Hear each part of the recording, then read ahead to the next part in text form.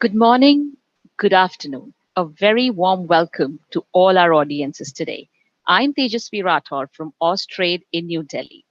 It's terrific to have so many of you joining us from across Australia and India. I'd like to acknowledge the traditional owners of the land on which we all live and work, and pay my respects to all Aboriginal and Torres Strait Islander peoples joining online today. Austrade, together with Asia Link Business and the Australia India Business Council, are proud to bring you this event. Before we begin, a few housekeeping items. You'll all see on your screens a question and answer icon. Please feel free to post your questions for the panel, and we'll do our best to answer these in time that we have today. Please note today's session is being recorded and will be available on demand following today's session. We would love for you all to share this event and continue this important discussion. Please share using the AIBX hashtag on LinkedIn and Twitter.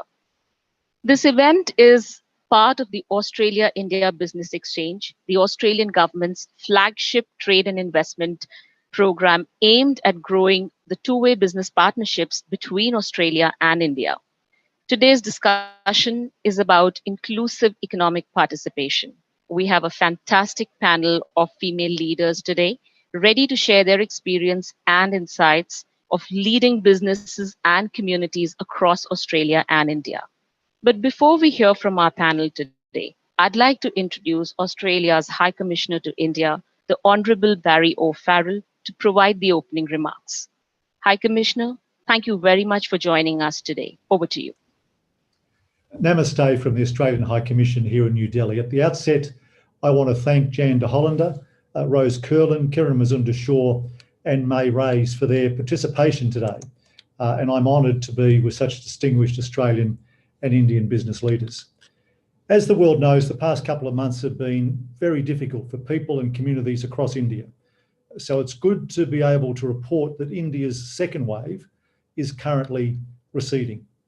While this second wave will undoubtedly impact India's economy, we know from last year's experience that with its young demographics, burgeoning consumer base, hunger for innovation, and ongoing economic reforms, recovery is likely to be swift, and India continues to hold tremendous medium to long-term opportunities for Australian business and investors.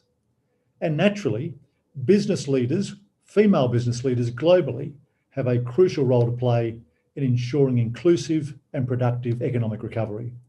COVID presents an opportunity to reflect on women as leaders, change makers, and innovators.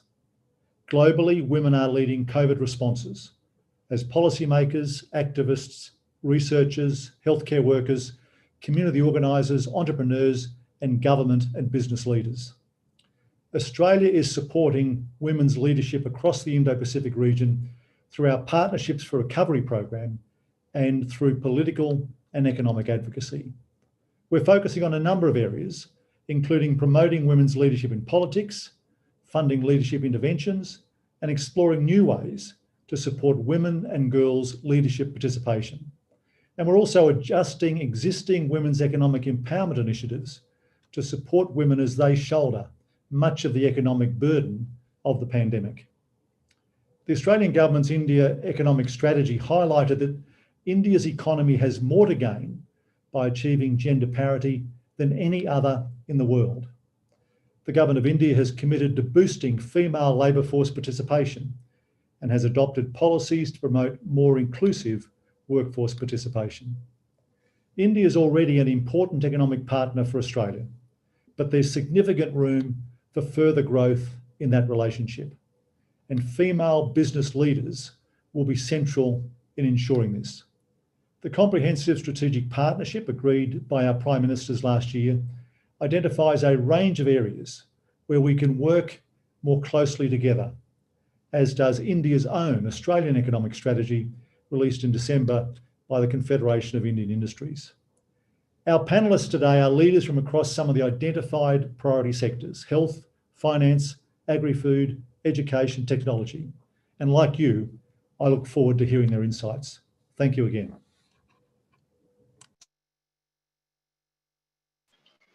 Thank you, High Commissioner, for setting the scene for us. I'd now like to introduce and hand over to our moderator for today's panel, Shiba Nandkiolkar.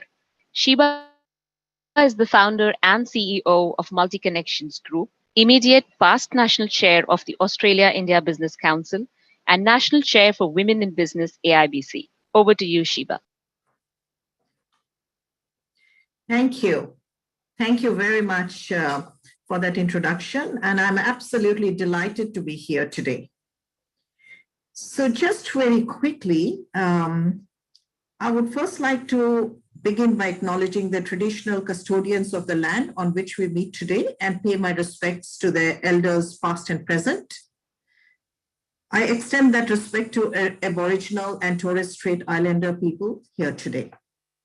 Today, as a moderator, it is indeed my distinct pleasure to again welcome everyone to AIBX 2021, Inclusive Economic Participation with Insights from Women Business Leaders in India and Australia. Thank you to High Commissioner Barry O'Farrell for that inspiring message before we commenced with our panel discussions. Indeed, in this time of disruption and recovery, inclusive work practices are going to be the order of the day. It's critical, in fact, for economic growth. It's heartening to see how many businesses in India and Australia have actually adapted to this new environment by building on new, more inclusive workplace practices. I was reading a World Bank Group report very recently where it actually said that the gender gap for opportunities and pay could lead to a gender dividend of over $172 trillion worldwide. That is the woman power that we can tap on today. It is indeed my pleasure to introduce our panel of top women business and industry leaders so they may share their experiences in how they navigated the impact of the pandemic to support their staff, their client, and communities at large. Today, we have Kiran Mazumdar-Shaw, founder and executive chairperson of Biocon Limited and Biocon Biologics Limited, Rose Curlin, group executive member of Australian Super, Mary Raynes, Barley Markets Manager of the Australian Exports Grain Innovation Centre, Professor Jan Den Hollander, former Vice Chancellor of Deakin University, and of course, Catherine Gallagher, General Manager, Austrade, South Asia. So welcome to all our panelists today. So I thought maybe I would just jump into my first question. And my first question would be for Kiran. So Kiran, if you could come in, that would be excellent. So the first question to Kiran is, Kiran, we are all aware of the recent COVID situation in India. As a leader in the health sector, what do you see as the next steps towards India's economic recovery and growth? Over to you, Kiran. Thank you, Shiba. Great to meet you, High Commissioner Barry Farrell. And of course, thank you, AIBX, for inviting me to this panel. Let me start by saying that the only trusted path to recovery is vaccination. And of course, following vaccination, we need to focus on surveillance because as you all know, we cannot afford to be complacent with this receding second wave, neither in India nor in any other part of the world. So I personally believe that vaccination is going to be a very, very important aspect of economic recovery for India and for the world. And as far as India is concerned, of course, at this point in time, we have roughly vaccinated just close to 28% of our population. And in many states, of course, this number is higher or lower. But for instance, in my state of Karnataka, where I live, we have actually vaccinated 30% of the population. And as far as Bangalore, the city where I live, we have actually been able to vaccinate almost 40% of our population.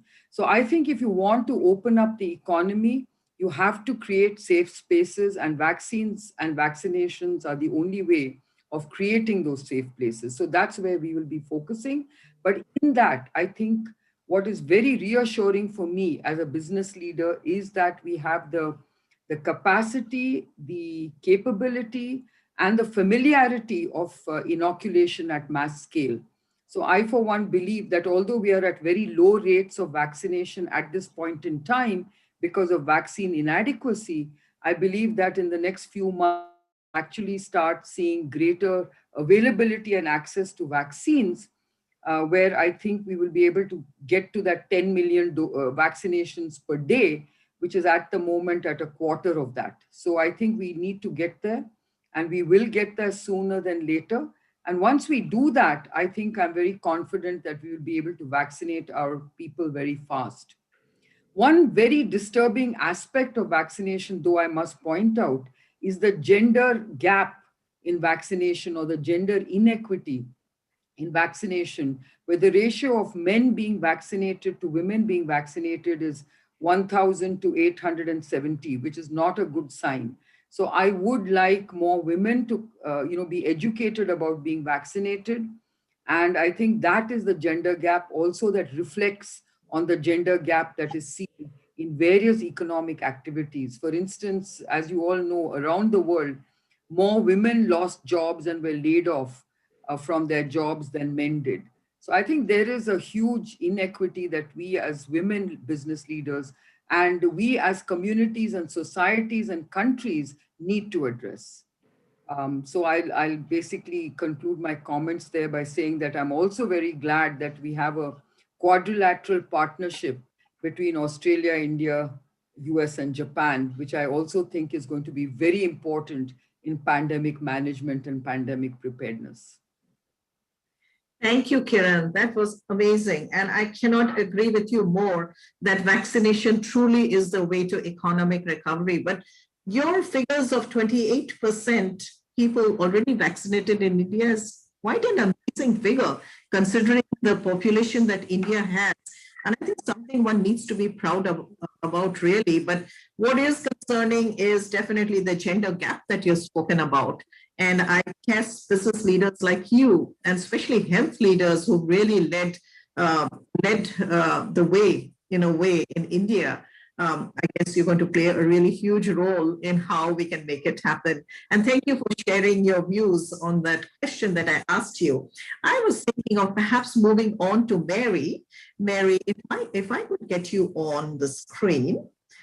Mary, my question to you is, as the manager of Barley markets at AIBX, you have been working with brewers and maltsters in several markets, including India, to pave the way for export of Australian malting barley.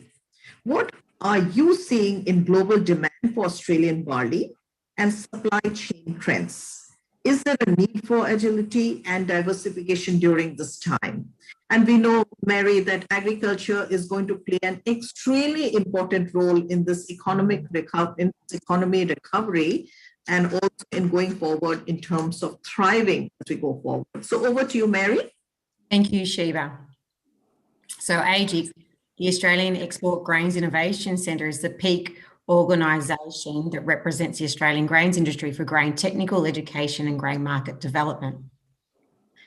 And when we look at barley in Australia, it's the second most important grain crop after wheat, as we're a net exporter of barley here in Australia. So what I'm seeing for the Australian barley industry, I'm seeing strong market signals and interest in Australian barley for both the malting and feed market space.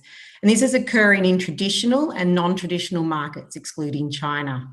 When we look at India and Australia and our positive relationships, we know that the Indian and malting brewing industry are very favourable with the opportunity to purchase Australian malting barley again.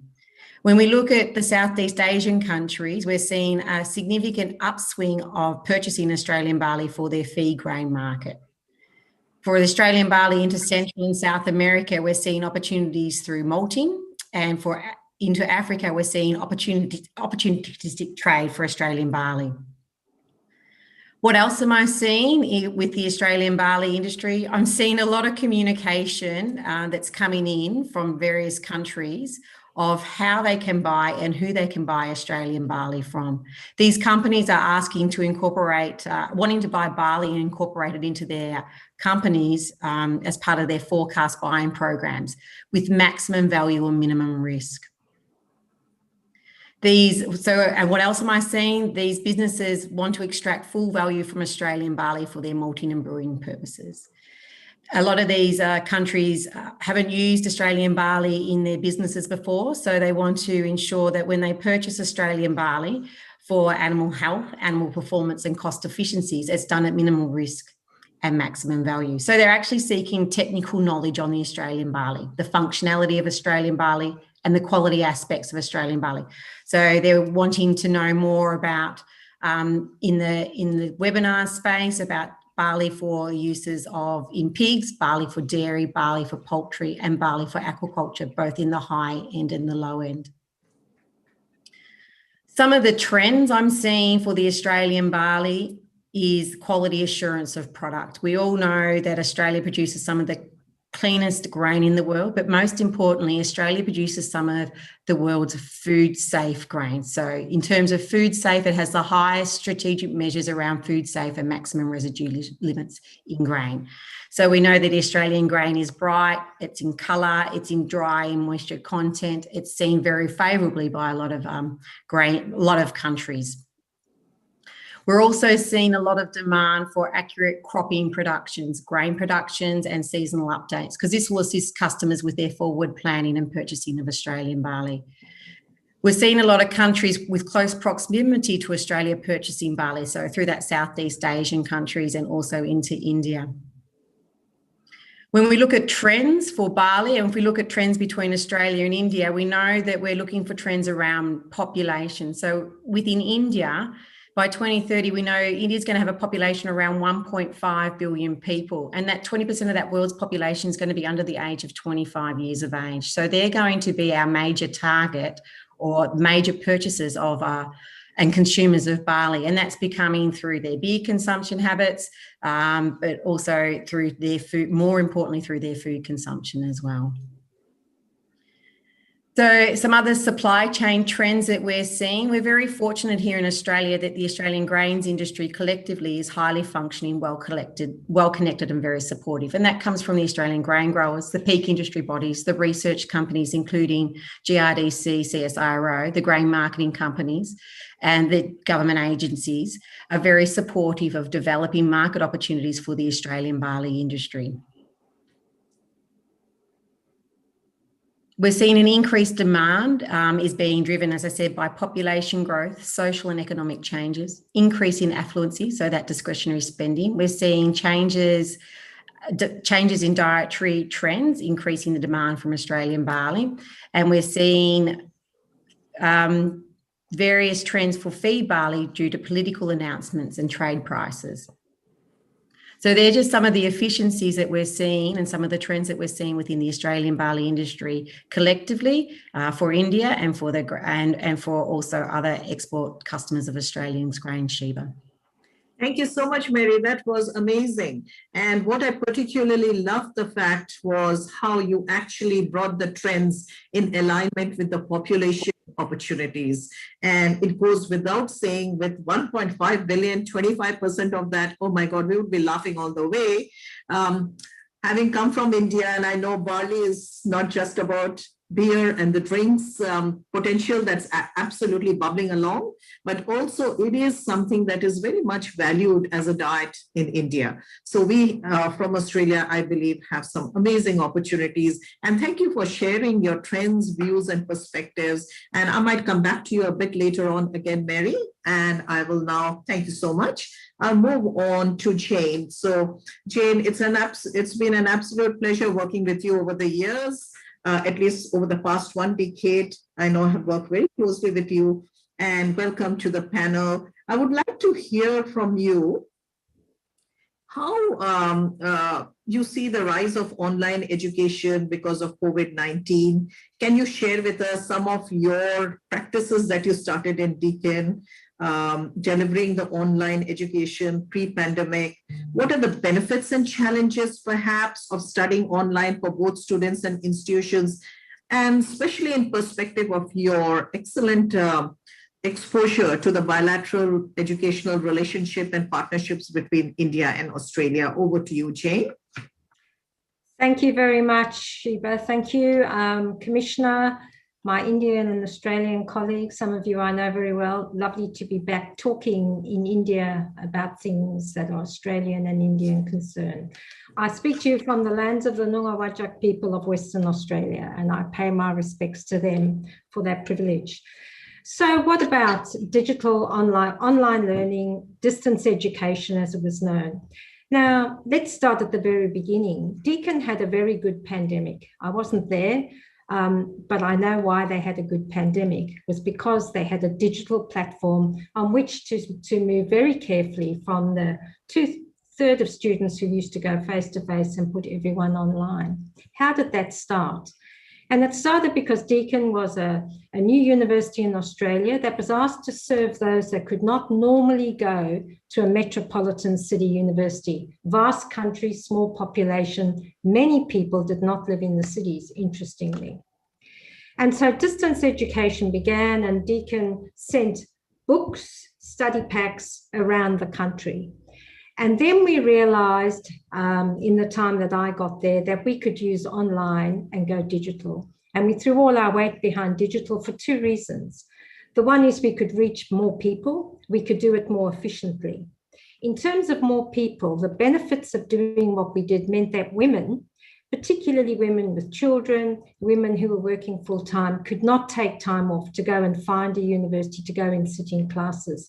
They would be better off doing what we're doing now. Not quite as slick as Zoom, but in the early days, not bad either. Those who had disabilities, either hearing or blindness, or in fact physical and other disabilities, couldn't get on a bus or go to a university, came online. And then many people, women and men, working full-time, students working when part-time so they could work and study. And that's how it all started, was to benefit a very significant market, and we grew that market. Where we went and got interesting was the relationships with India, for sure. Now, what are the benefits of digital? Anytime, especially these days, you don't have to be, many people can come and watch this video we're doing later. Around Australia now, Deakin is a very good example. My last university, the University of Western Australia, we converted everything we had to digital because of the pandemic, and everyone could go and do their studies. The most interesting thing I hear from students today is because it's available, they can go back and listen to it time and again. They can test something. They didn't understand that, go and have a read. That's a huge advantage over a face-to-face lecture, which is in a moment in time. And at the end of the 59 minutes, it's all over. And if you didn't take proper notes, you'll have to go and find someone to ask them.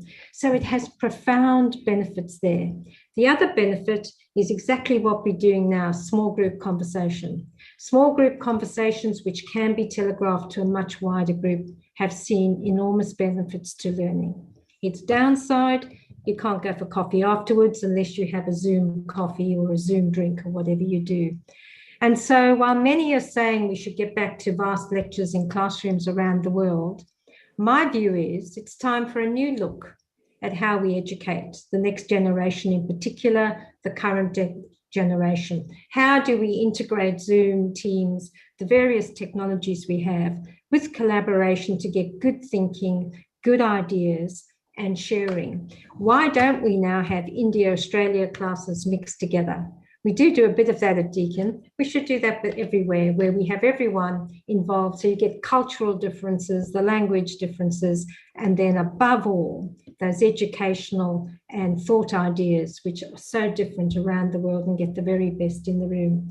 I think there are enormous advantages, Shobha. The pandemic has not been a pleasant experience, not for India, not for Australia, not for the world, but there are some silver linings that we have learned how to communicate in a much more effective manner, which I think will benefit all of us, but most particularly it will benefit those that are learning. Thank you very much, Jane. That was amazing. And there's no question that, going the distance learning, which Deacon introduced, and then you brought that to the University of Western Sydney too, was a very visionary initiative. And we look back and looking at the pandemic and the COVID situation, what an amazing thing to have done. And the benefits are amazing. The way you started it was, let's get the students from far-flung places who want to study, who have the talent and the vision of wanting to do more. Why should we have them constrained? So just amazing to go that route. And I must say, I loved your suggestion of India and Australia classes coming together with more collaborations, more partnerships. And I think we're heading that way. And we look very much forward to you too, as a visionary and a business leader in this space, to be able to do a little bit more guiding us in that area too. Thank you so much, Jane. Jane, I'm going to move on to Rose. If Rose, you can come on the screen. And Rose, thank you so much for joining us today from Australian Super. My question to you, Rose, is that Australian Super has significant investments across the world, but also in India now.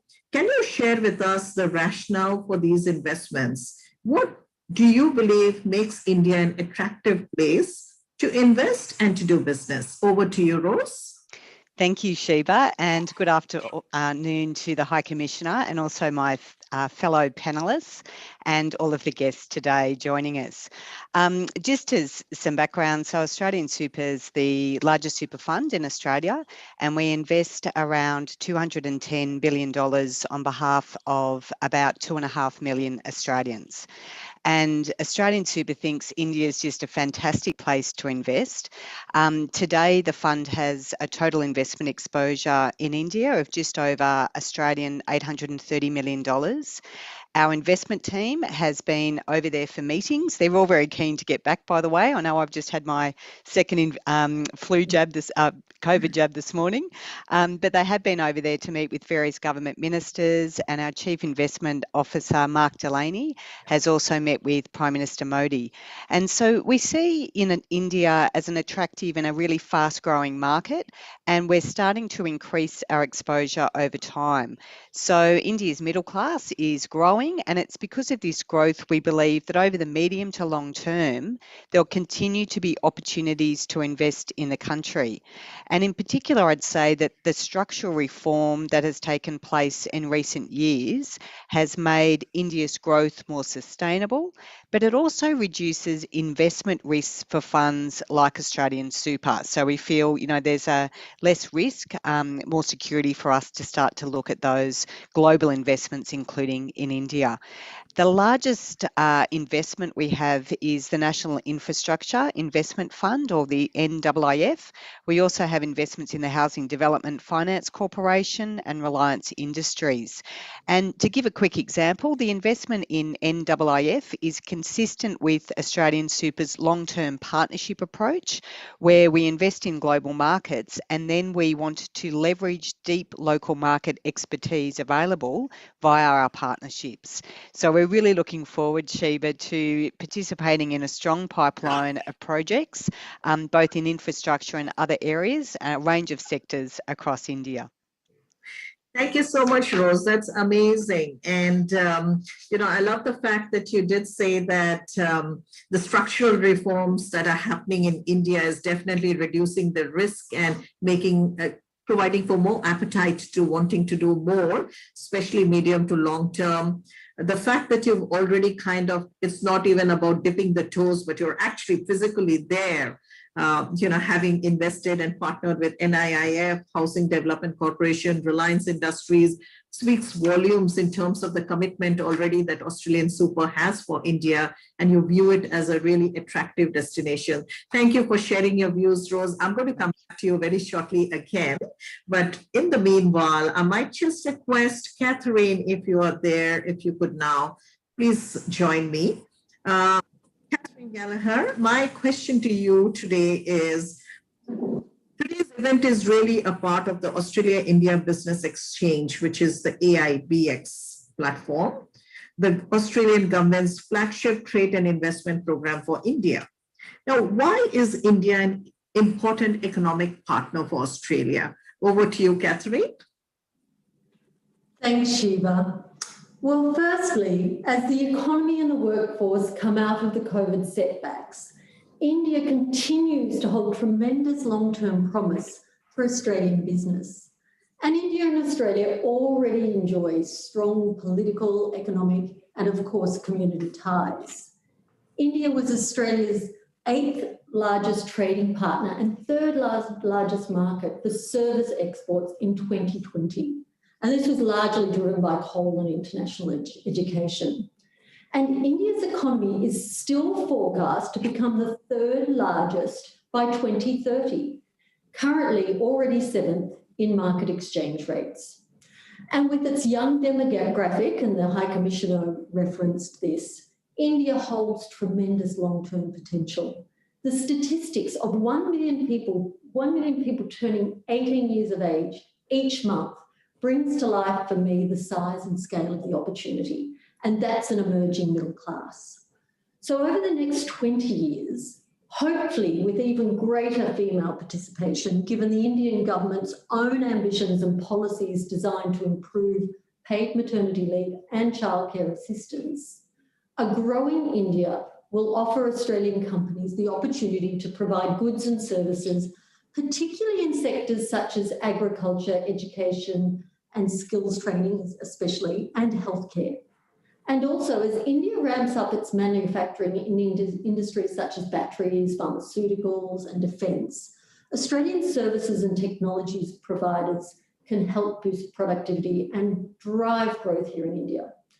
And of course, through the CSP, I should say the Comprehensive Strategic Partnership, we refer to as the CSP, which was signed by our 2 Prime Ministers in their virtual summit, which was held last June.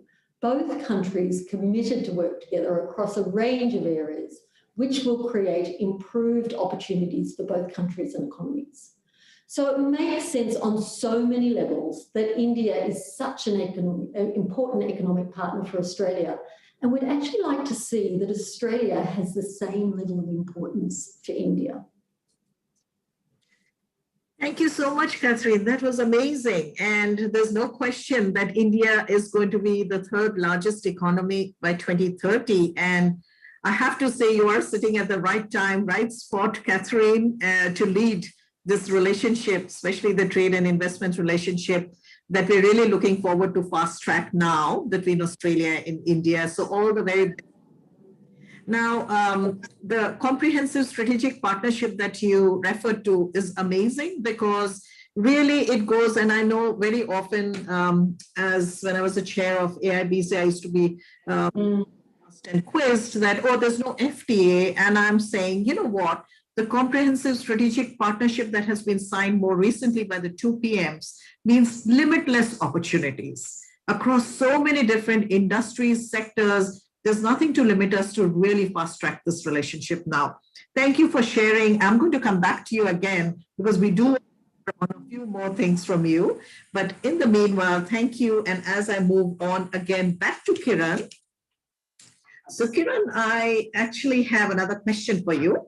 And this is, we know, and I've had the privilege of being together with you on various occasions where you have also shared your thoughts as a STEM leader. But I'm very keen to understand today, you have contributed immensely as a STEM leader, no question, especially promoting women, as well as focus on equal pay for equal work in Biocon. Countless women across India believe they can break the glass ceiling and forge ahead because you have shown them how it can be done. And I know Forbes has written about you, you've been much written about, and it's very inspiring, especially for younger women who can see a way forward, let me put it this way. Can you share with us the key to your success? What practical tips do you have in navigating both the social and the sectoral-based challenges that women may face? Over to you, Kiran. Thanks, Shiva. You know, during my life's journey, I found that really, you know, the opportunities are there, but the opportunities are not equal for men and women. For women, it's really about a journey of building credibility. That's what I found in my journey, that it's not about lacking capabilities or lacking the potential, but it's about being provided the opportunities and given a fair chance to access those opportunities. For instance, I know that even today, access to capital is very skewed in favor of men. I know that jobs are very skewed in favor of men. There is a gender bias when it comes to hiring, when it comes to, business, promoting business leadership, etc., etc. And although, policies are there to basically encourage women and to say the right things and do the right things, unfortunately, people really don't implement it in the way it should be. And I have found that, tirelessly I'm working towards making sure that at least we in the corporate world do our bit to create those fair opportunities and fair rating systems by which women have the ability to unleash their true potential. I think, science and technology in general have no gender barriers because knowledge has no gender barriers. And I can tell you that the world over, this is one space, the STEAM space, where women are becoming bolder and more confident in terms of entering these spaces. And you can see across the world today, many of the very novel innovations are coming from laboratories of women scientists. The Pfizer's BioNTech collaboration, where the mRNA vaccine was a husband and wife team, shows you that women are entering into these very high tech and advanced fields. The CRISPR technology, the Nobel laureates were women, and so on and so forth. There are countless examples, and I think more than anything else, we are also seeing the need for empathetic business leadership, empathetic leadership in the political scenario. And I think that is becoming the trademark of women. And I think this is definitely a time when the world recognizes the importance of empathetic leadership, especially when it comes to sustainable development. So I, for one, feel that this is an opportunity for women, women in science, women in technology, and women in business in general. And of course, we have seen great political leadership across the world being displayed by women business leaders. So I just think that it's about women to believe that they have the opportunities to, discover themselves and find the confidence with which to show that leadership. And for myself, I would say that that's been a very important part of my journey. It's that ability to discover your strengths and to be able to compete with in a very confident way in the business environment and succeed. Thank you, Kiran. That was amazing. Thank you very much. And I just love the fact that what you shared was, it's not even about talent, it's not even about intelligence, but it is really about sometimes building that credibility. And the fact that even in terms of the inequalities that exist, even in terms of accessing capital, and I can vouch for it, being a businesswoman myself, that how readily men are attended to by banks and others compared to the women business owners. And I think that probably could be a good approach, where if you make it more accessible, you send a different story out into the world. Lab innovations happening from women, amazing. And it's happening more and more. And the other day, I was actually moderating a session of STEM women. And it was quite interesting, where somebody's kind of alluded that probably India is way behind when it comes to women in STEM. And when I actually shared the facts and figures in terms of the number of, as a percentage, the women who are entering STEM programs, it was actually way ahead of a whole lot of nations. So thank you for sharing your story with us, and definitely your success tips also, of to be able to discover your innate strength and build on it and build on the credibility and move forward. Thank you, Kiran. And I'm going to come back to you again. I'm sure people would love to hear some of your views again. And I would like to move on to Jane. Jane, if I can just come back to you. Jane, Deakin was perhaps the first international university that opened an office about 25 years ago. Over this time, the gender gap in literacy rates in India has narrowed by 25%. The education gap between boys and girls have been virtually eliminated at the primary and secondary school levels, and it is gradually narrowing at the tertiary level.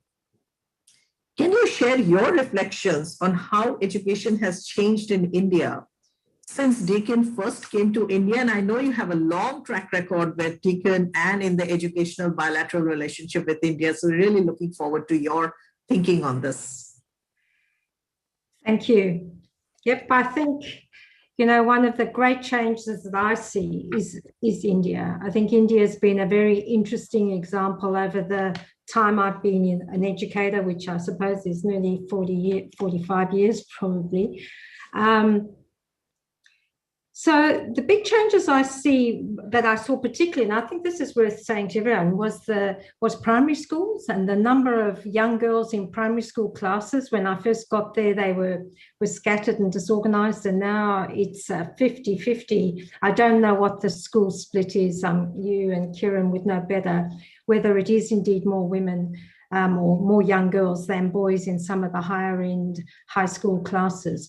Where I have noticed massive differences, and I'm going to give you a couple of examples from Deakin, is as you go up the level is the visibility of women studying high school, the visibility of women going to university, and then the key thing that I think is quite interesting to watch is the visibility of women researchers and women academics who are teachers. And the example I'll use is this. So Deakin has been in India for 25 years. Why did we go?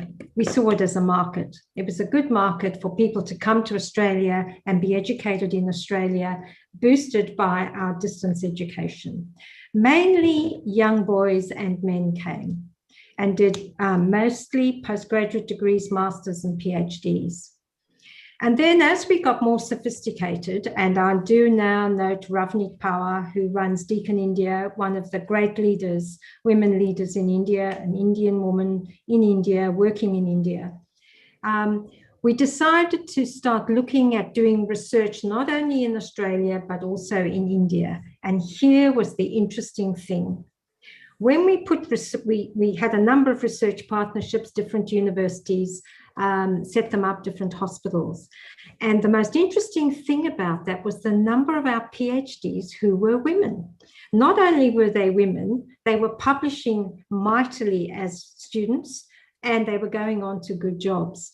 And we realized that men often, or young men in particular, families will fund them to go to another country, to a foreign place. It's dangerous. I'm a mother. I'm very dubious about things that my daughter sometimes wants to do, and I have to smack myself and remind myself that she's a robust young woman and can fare for herself in the world. But not all families do. Families often keep their daughters at home. The great benefit of Deakin going into research and doing part of our research in India, every PhD researcher in India has to spend a serious amount of time at Deakin, learning a different way and understanding. And so that bilateral experience is profound.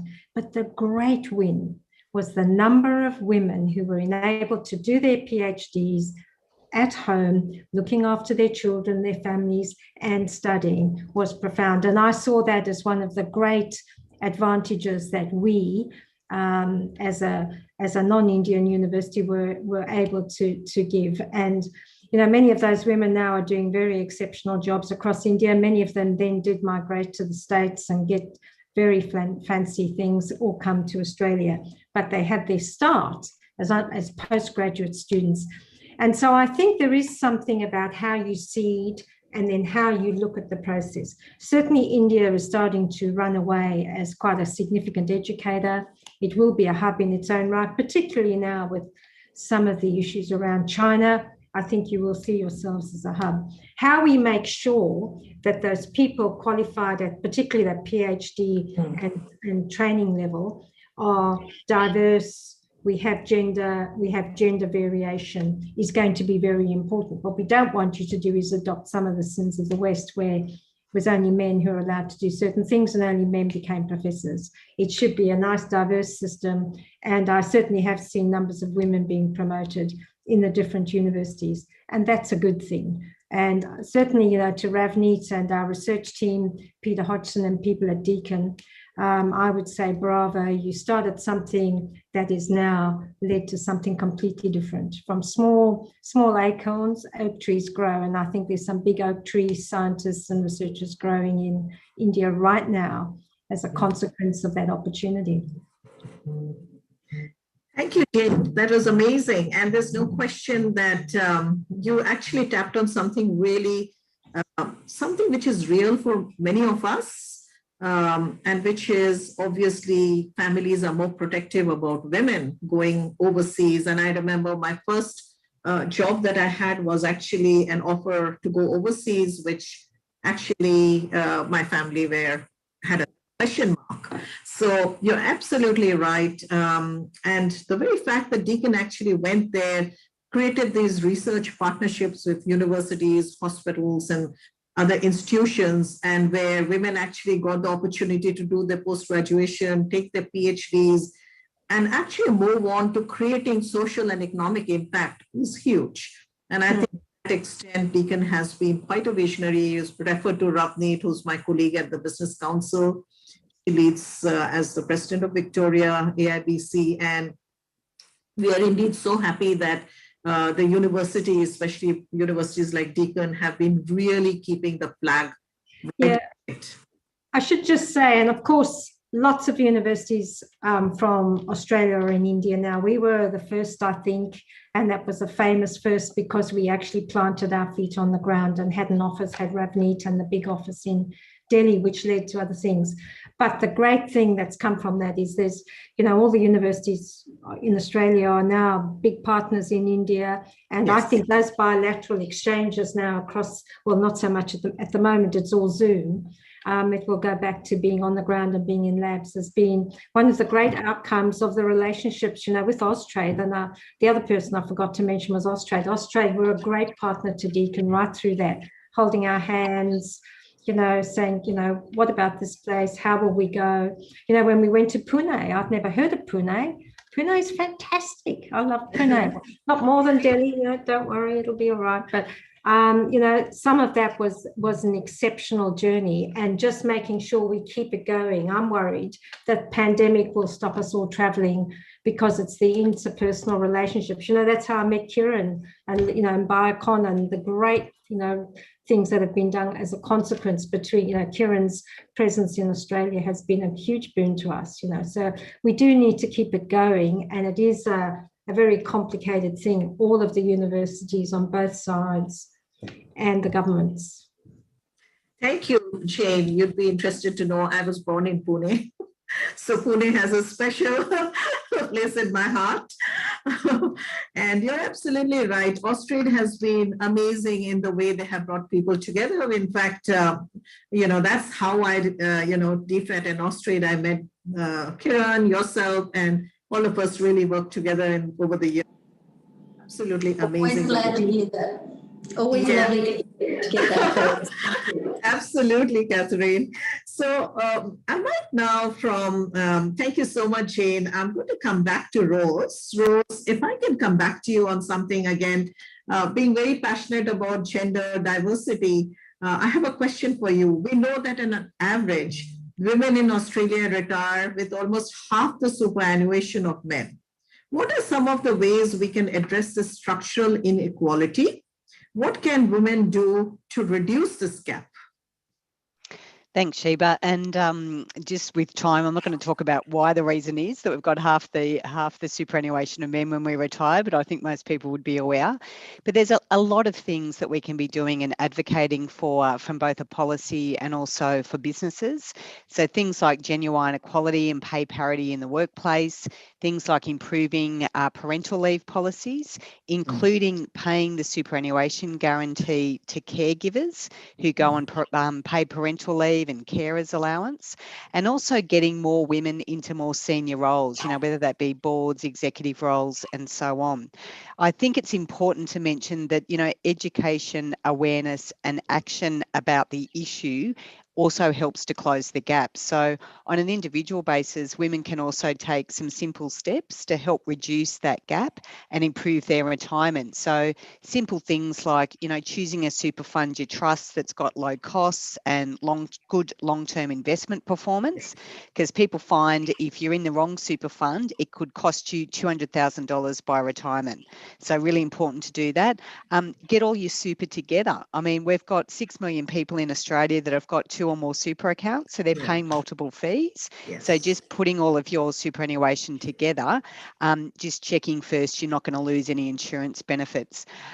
Contributing a bit extra when you can, you know, knowing that women often take on caring duties. So small amounts can make a massive difference because you get those benefits of compound interest over time. And a simple example is an extra $10 a week. If you put that into your super, if you're 22 years old, that'll be worth an extra $46,000 when you retire.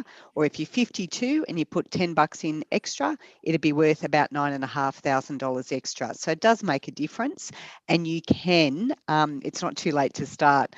And the other thing would be to check your insurance. So we always need to make sure we're paying the right level for insurance that we need to protect your own income, but also your dependents, and prepare for the future. And the final one for people to be aware of is just that they can continue with their super fund into retirement. So a number of women often make that mistake of taking their super out as a lump sum when they retire, instead of just transferring to an account-based pension and drawing a regular income payment so that their balance stays invested. So there's a few tips, but, you know, a lot more that we can be doing, because we need to address it when we know that over 50-year-old women in Australia are the fastest growing group of people living in poverty. Thank you, Jane. That was really good tips that you have spoken about. Definitely advocating for more gender parity. I think gender pay parity is really critical and crucial, as also, you know, covering of carers, more parental leave coverage, getting more women into senior roles, and who can then actually affect all those changes in their organization. And I think because they can empathize and do more, get your super together in one place. So thank you for sharing all your tips. And I, for one, have learned a lot today. Thank you very much, Rose. And I will, on that note, also move to Mary. But before I do, I have been observing some of the questions that have been coming in, including some of the questions we have already received from our attendees. I just wanted to let you guys know that a lot of them actually have been curated, and our speakers are pretty much addressing a lot of these answers that you were looking for, solutions that, or, you know, perspectives we were looking for. So please bear with us. We will definitely try, in view of a shortage of time, not be able to answer the questions, but definitely a lot of them, look out for our panelists are already addressing them. So moving on, thank you so much, Rose. I'm going to move on to Mary again. And Mary, the question for you that I have for you is, you grew up and lived in regional Australia and have a long connection with agriculture and farming. How has this shaped you personally to do business and engage with clients internationally? Thanks, Sheba. That's correct. I did grow up in rural and regional Australia and Victoria, and the Victorian government classify my region as the most isolated region in Victoria. But I was very fortunate to grow up in agriculture and in the grains industry of agriculture. My family being farming for just under 100 years. Wow. And I've been involved with about just over 40 years. But so I've had front row seat and often in the seat within the grains production industry. So that has really provided me with phenomenal life experiences and business experiences. So that sort of helps shape you to understand your product and the markets and the requirements. I've been very fortunate to be involved in agronomic research, commercial and government organisations, and this is again has exposed me to some really talented people in Australia and also globally as well. And it being from that and having an understanding of pre-farm gate and post-farm gate gives me the ability to be able to connect, understand a product and talk about a product to customers of Australian grain. Importantly, though, I sort of wanted to point out or highlight, I suppose, when you're financially invested in the Australian grains industry, so it's your livelihood, you're actually inherently in tune to what's happening in the world. So event matters around the world. World events matter to you if you're involved in the Australian grains industry. And that could be from political decisions or change of leadership that will have implications into the Australian grains industry. If there was an outbreak of African swine fever virus, as we saw in Southeast Asia over the last couple of years, that has impacted into the Australian grains industry. When you look at environment and weather, the two, one of the most talked about subjects globally, so that impacts around the world of dry monsoon in India, that will see a potential increase in the ability for Australian grain being exported from Australia and imported by India. But if you see like in Canada and North America, if they have a shortfall in grain production, that will also have an impact into the Australian grain production. So, and you know, a few other world events do have impact into the Australian grains industry, and it's sort of inherently, it gives you subject matter to talk about when you're talking about your product and meeting with people. So if there is, if you're aware of religious events, you will see a spike in grain productions. If in the Middle East, North Africa, if the oil fields were burning like they did back in the 1980s, what does that have into the Australian grains industry? That impacts the diesel price. So that will impact you as an Australian grain grower and producer. So all these world events you are inherently aware of because it impacts your livelihood. So being from rural and regional Australia and being involved in the Australian grains industry, you actually have a lot of subject matter or conversations that you can talk about to customers of Australian grain. So as you develop your interpersonal skills. So I'm pretty fortunate, I would say, that growing up in rural and regional Australia and within the grains industry have provided me with knowledge and requirements about production requirements and about production constraints. So I'm able to relate and connect to customers. I'm able to provide the support the customers required, answer questions about production of the Australian grains industry. So with all these sort of holistic or round of views and life experiences, it gives you those interpersonal skills to be able to relate and connect with people. So I suppose that's I'm very fortunate to be able to have grown up in rural and regional Australia and developed all these networks and relationships and along the way to be able to allow me to continue to support the Australian barley industry, the Australian grains industry. And it's a lot of work that Australia, the AIBX, the Australian Export Grains Innovation does do, is about offering those technical quality requirements for the Australian grains industry. So it gives you, I suppose it was the foundation of me being able to provide opportunities for the Australian grain industry by growing up in rural and regional Australia. My first experience.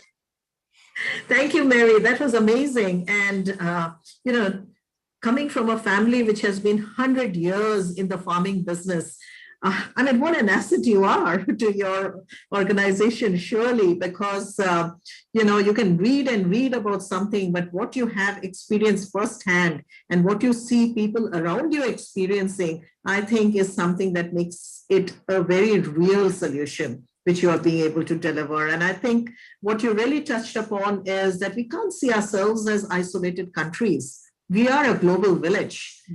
You know, really, we are a global rural community, in fact, I should say, because as you said, something that can affect somewhere will actually affect our Australian farmers, maybe in rural Australia. So thank you for sharing your insights with us. That was really amazing. And I know that we do have, Rose may have to leave sometime a little bit earlier than the rest. So Rose, whenever you need to duck out, please do. I know you're sharing another very important meeting. So by all means, whenever you need to go. If I could now come in and Catherine, the question I have for you is today, and inclusive workplace participation for economic growth. So Austrade has a global footprint with over 80 offices around the world. As part of Austrade's leadership team, can you tell us what Austrade is doing to build diversity and inclusion across its massive global workplace? So over to you, Catherine. Thanks, Sheba. Well, certainly we see diversity and inclusion as part of business imperative, but it's also part of the DNA of our corporate culture. So we have a very proactive diversity and inclusion strategy. And I think that the crux of it is that the strategy that we have is based from the Australian headquarters is applied globally. So our expectations of our heads of missions, the GMIs like myself, and our trade commissioners is that we apply the same standards from Australia in all regions and countries that we work in. So we have, at the top level, I suppose you'd call it, we expect to reach a target of having our senior executive service at 50% women. At the moment, we're at 42%. So we're a little way off, but we're there. And we're applying that same strategy in all of our locations. I would say in the case of South Asia and India, we've got a real way to go. And even though Austrade's whole concept of diversity and inclusion goes way beyond gender, we've recognised that in the case of South Asia, gender is our priority, gender parity, because we are far more behind than we would be, say, in Australia. The other thing is, one of the outcomes of going so virtual, even though Austrade always thought that we were quite innovative and globally connected, we are now holding our D&I workshops and expectations and conversations pretty much live at all times, regardless of a location. So it's a very live conversation and it's been incorporated into every area. The other point I wanted to make is, whilst we take, and one other thing I should say about that is, we actually do have a policy, a very proactive policy for flexible working arrangements, and that applies everywhere. And similarly, we have a policy for parental leave, where the question is, if not, why not? And again, that applies globally. The final thing I wanted to talk about was our external facing activities. We are a customer-focused organisation, or clients in this case for our Australian clients. So what we want to do is really encourage as many female businesses to be active in the Austrade network. So we proactively look and identify and have conversations about how many women-run businesses are we supporting. And as an example right now, some of the examples of companies or companies with women leaders at least that we've supported are Power Ledger, Village Energy, Antura and Saldoci. And there's others in there as well. And I would say to those on the line, please, for those women-led businesses that have an offering for export or investment, please come and talk to us. Thank you. Thank you, Catherine. That's amazing. I love the fact that you said in Australia you want diversity to be a part of your DNA. I am definitely going to use that quote. That's amazing. I loved it.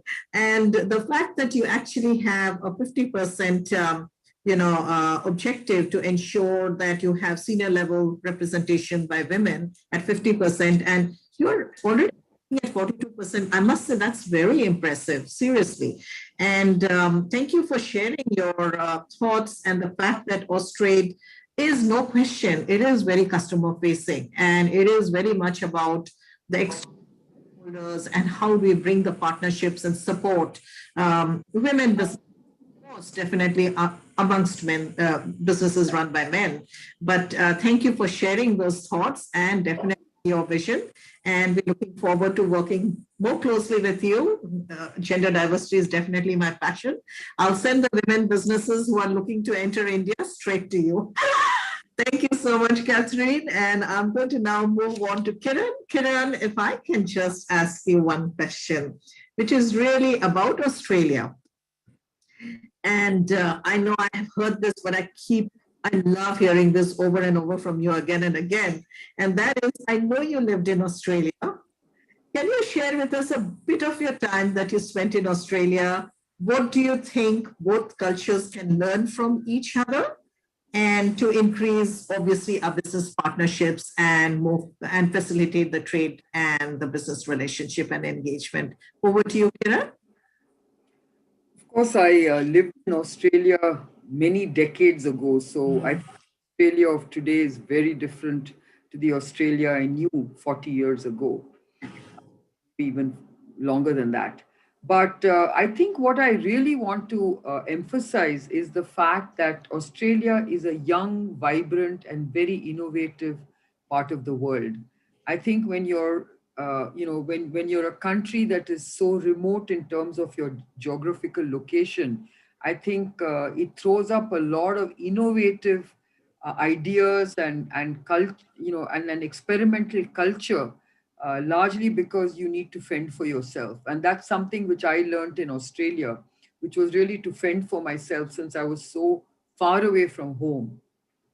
But I think it's innovation that is really the big opportunity. I also believe that what really India and Australia should leverage and collaborate on is the opportunity to co-innovate, to co-create, and to really, create an entrepreneurial ecosystem together, which is based on innovation. Because I feel that is what we're really missing. India is looking forward to identifying newer and newer partners for innovation.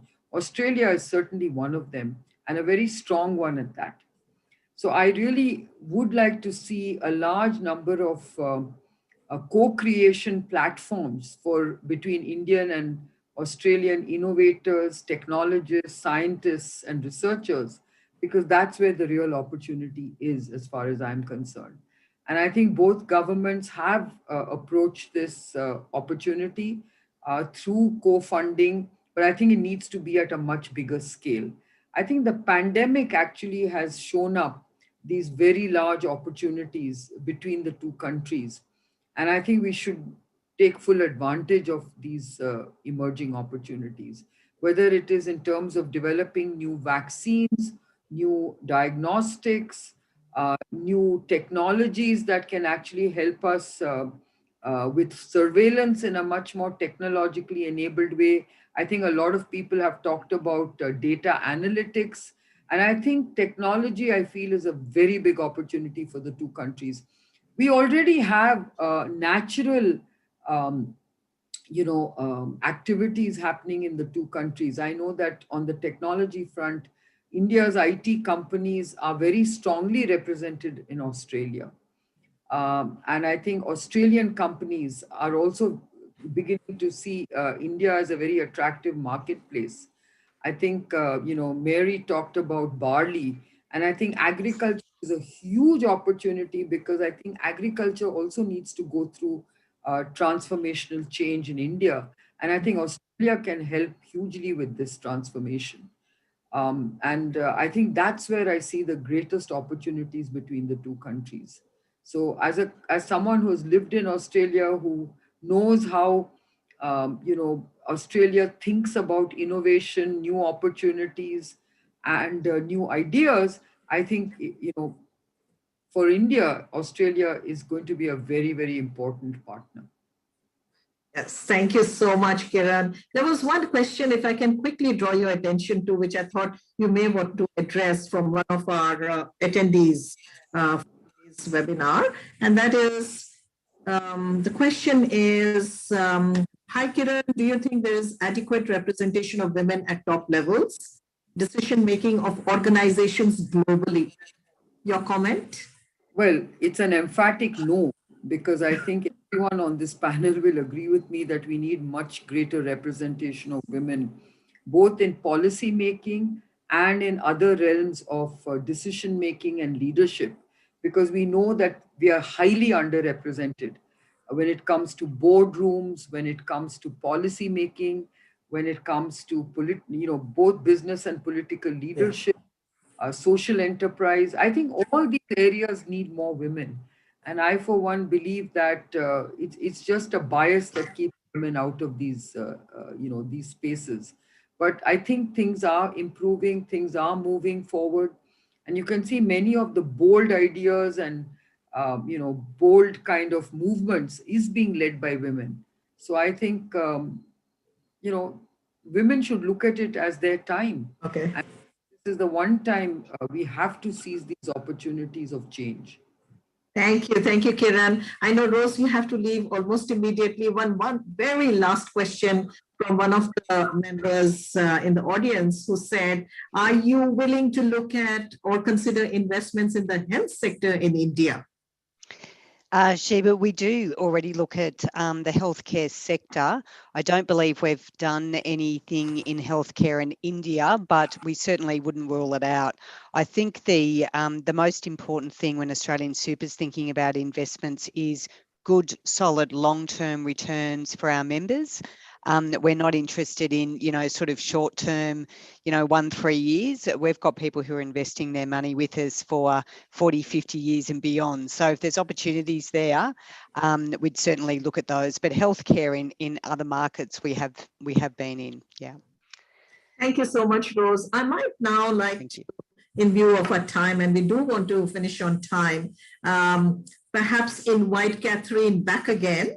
Catherine, I was just thinking that I'd really like to see if you would like to address, and very often I'm asked the question by people, and I can see already there are some even in a chat box, that if Australian businesses, want to do more with India, how can you help them? Where should they get started? Over to you, Catherine, for a quick few minutes, please.